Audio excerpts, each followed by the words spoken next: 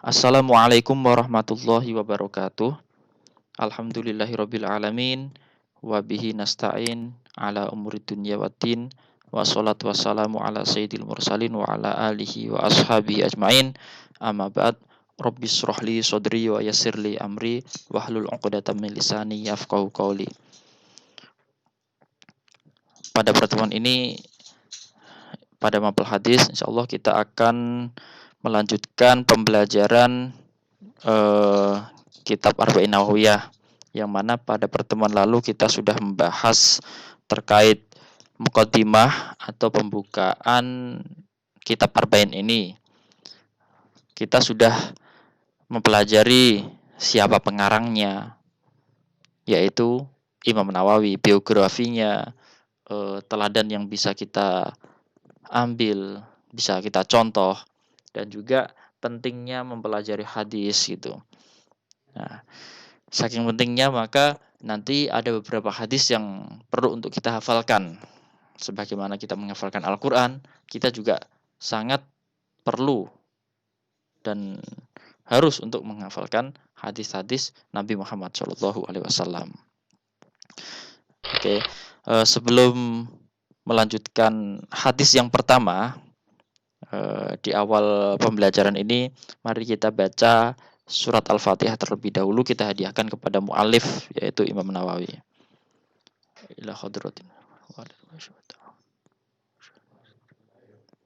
Al-Fatihah. A'udzubillahi minasyaitonir rajim. Bismillahirrahmanirrahim. Alhamdulillahirabbil alamin. Ar-Rahmanir-Rahim. Maliki yaumiddin. Iyyaka na'budu wa iyyaka nasta'in.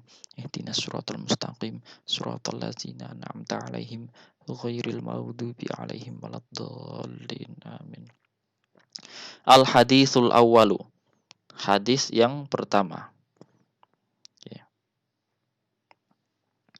Al-a'malu binniyat. Sahnya amal-amal ibadah itu dengan niat. Amal-amal ibadah itu dengan niat. An amiril mu'minina. Ustadz mencoba mengartikan terlebih dahulu per kalimat per kalimat. Nanti baru Ustadz bacakan artinya secara utuh. Supaya kita tahu mana sih arti-arti pada kalimat-kalimat yang ada di hadis tersebut gitu, supaya kita tahu menambah mufradat baru kan. An amiril mu'minina, dari amiril mu'minin, pimpinannya orang-orang mukmin. Abi Hafsin Umar bin Al-Khattabi, Abu Hafs Umar bin Khattab radhiyallahu anhu, semoga Allah meridhoinya. Amin. Nah, Umar bin Khattab, beliau adalah seorang khalifah Rasulullah, seorang khalifah Khulafaur Rasyidin. Beliau seorang khalifah yang nomor 2. Yang pertama adalah sahabat Abu Bakar, yang kedua Umar bin Khattab, ketiga adalah Sayyidina Utsman bin Affan, yang keempat adalah Sayyidina Ali bin Abi Thalib. Ya. Nah, di sini disebutkan Amiril Mukminin, ini julukannya. Dan Abi Hafs itu adalah nama kunyahnya. Biasanya ada Abu siapa atau Ibnu siapa misal. Ya, itu julukannya. Baru namanya adalah Umar bin Khattab. Qala, dia berkata, sami'tu Rasulullah sallallahu alaihi wasallam yaqul. Aku mendengar Rasulullah sallallahu alaihi wasallam bersabda, innamal a'malu binniyat. Sesungguhnya sahnya amal-amal ibadah, sesungguhnya sahnya amal-amal itu dengan niat. Wa innama likulli imri'in ma nawa. Dan sesungguhnya tiap-tiap seseorang itu tergantung apa yang dia niatkan. Nah, di sini Rasulullah SAW menyebutkan permisalan yang merupakan asbabul wurud hadis ini. Faman kanat hijratuhu ilallahi wa rasulihi. Barang siapa yang hijrahnya itu karena Allah Subhanahu wa taala dan rasulnya. Barang siapa yang hijrahnya itu karena ingin ridhonya Allah dan rasulnya, fa hijratuhu ilallahi wa rasulihi. Maka hijrahnya eh, akan mendapatkan pahala sesuai niatnya, yaitu karena Allah dan rasulnya. Wa man kanat hijratuhu lidunya. Barang siapa yang hijrahnya itu niatnya karena dunia, yusibuha, maka dia mendapatkannya. Awim ro'atin yang kihuha, atau perempuan, maka dia menikahinya. Jadi termasuk dunia itu adalah harta. Orang hijrah karena supaya saya dapat harta banyak nanti di sana. Ya. Atau tahta, kedudukan. Nah, saya pengen hijrah supaya nanti di sana mendapatkan pangkat, kedudukan. Nah, ini dulu di masa hijrahnya Rasulullah SAW dari Mekah ke Madinah. Para sahabat yang mengikuti Nabi Muhammad disebut muhajirin, dan para sahabat yang ada di Madinah yang menyambut kedatangan Nabi dan para sahabatnya disebut ansor. Atau perempuan. Nah, ya, niat hijrahnya karena pengen menikahi seseorang atau pengen mendapatkan seseorang, itu juga niatnya karena dunia. Itu. Fahijratuhu ila ma hajara ilaihi, maka hijrahnya ya akan mendapatkan apa yang dia niatkan karena hijrah, karenanya gitu. Maka hijrahnya dia akan mendapatkan apa yang dia niatkan. Ustaz baca arti yang ada di hadisnya secara utuh ya. Kalian simak. Dari Amirul Mukminin Abu Hafs Umar bin Khattab radhiyallahu anhu. Beliau berkata, aku telah mendengar Rasulullah Shallallahu Alaihi Wasallam bersabda, sesungguhnya setiap amal perbuatan itu tergantung pada niat. Ya. Dan bahwa tiap-tiap orang itu mendapatkan balasan sesuai dengan apa yang ia niatkan. Dalam masalah ibadah, seperti sholat, puasa, kamu sholat tanpa niat, tidak sah. Kamu capek, jungkir semalaman sholat 100 rakaat, kalau kamu sholatnya tanpa niat, ya nggak sah. Karena niat ini sangat penting dan ujung dari sah tidaknya amal perbuatan seorang. Maka sampai disebutkan bahwasanya hadis tentang niat ini itu merupakan nisful Islam atau nisfuddin gitu. Nisful Islam. Karena apa? Ya dalam Islam itu ya terbagi menjadi dua. Ada yang zahir, ada yang batin. Kalau yang zahir ya amal perbuatan yang tampak orang lain bisa melihatnya. Kalau yang batin itu yang ada di dalam hati, yang bisa diwakilkan dengan niat gitu. Maka tentang niat ini, hadis tentang niat ini, sebagian ulama mengatakan ini adalah setengah dari urusan agama karena urusan batin, gitu, urusan dalam hati. Terus barang siapa niatnya itu berhijrah untuk mencari keridhaan Allah dan Rasulnya, maka hijrahnya itu akan mendapat pahala seperti yang ia niatkan, yaitu keridhaan Allah dan Rasulnya. Dan barang siapa niat hijrahnya itu untuk memperoleh dunia atau untuk mendapatkan wanita yang akan dikawininya, maka hijrahnya itu hanya terbatas pada tujuan yang diniatkan itu saja. Hadis ini diriwayatkan oleh Imam Bukhari dan Imam Muslim. Yang mana kedua imam tersebut adalah pembesarnya perawi hadis. Nah, hadis di sini sebab-sebab turunnya hadis ini adalah dulu ketika di masa hijrahnya Nabi Muhammad dari Mekah ke Madinah, ada seorang laki-laki yang dia itu telah meminang seorang perempuan namanya Ummu Qais. Ya, pada waktu itu eh,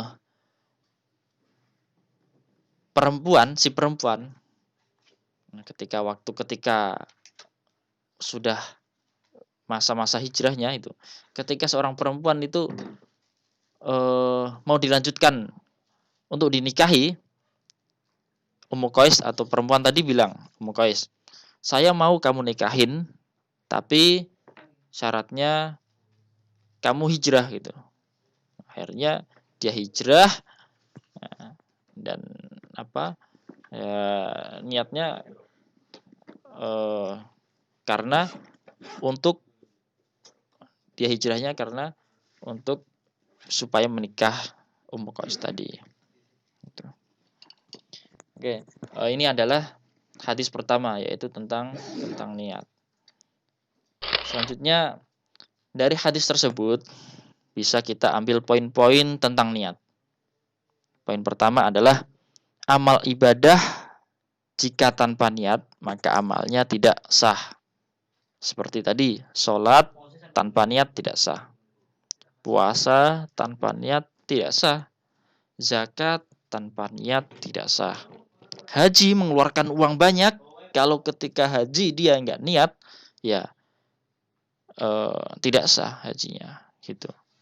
Dan setiap orang akan mendapatkan sesuai apa yang dia niatkan. Contoh, ketika dalam hadis tadi disebutkan hijrahnya seseorang yang niatnya bukan karena Allah. Orang yang niatnya hijrahnya karena menikahi seseorang ya akan mendapatkan perempuan tersebut, akan mendapatkan yang dinikahinya. Ketiga adalah sesuatu mubah akan menjadi pahala jika diniatkan. Contoh sesuatu yang mubah itu adalah seperti tidur, makan, olahraga gitu. Jadi hukum itu ada 5. Ada wajib. Wajib itu ketika seseorang itu wajib melaksanakannya dan ketika meninggalkannya dia berdosa. Ada sunnah. Sunnah itu dia boleh melakukan dan boleh tidak. Namun ketika melakukan dapat pahala. Ada mubah. Kamu melakukan nggak mendapat dosa maupun pahala. Yang keempat itu makruh. Nah, boleh melakukan maupun tidak. Tapi kalau tidak melakukan maka dapat pahala. Kalau haram itu kalau melakukan dapat dosa dan ketika meninggalkan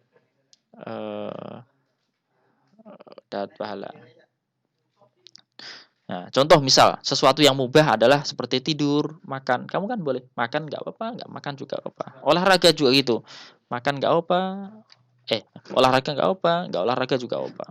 Namun hal-hal yang mubah ini seperti tidur, makan, olahraga, ini bisa menjadi pahala, bisa menjadi ibadah. Ketika apa? Ketika kamu melakukannya itu dengan niat, contohnya misal, saya niat tidur.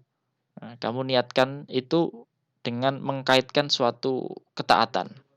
Saya tidur agar nanti setelah tidur saya semangat belajarnya. Belajar kan ibadah. Saya tidur supaya nanti ketika bangun saya semangat sholatnya. Atau olahraga gitu. Saya olahraga supaya badan ini sehat, taat pada Allah jadi bisa lebih semangat gitu. Saya makan supaya nanti kuat menghafalkan Al-Qur'annya misal. Poin yang keempat adalah seseorang yang sudah niat untuk ibadah sunnah namun belum terlaksana karena uzur misal. Maka dia tetap mendapatkan pahala. Misal sekarang jam 7 ya. Saya niat nanti saya pengen nanti jam 9 waktu istirahat pengen sholat duha. Atau sekarang jam 11 ya. atau ya, ya, misal misal sekarang jam 7.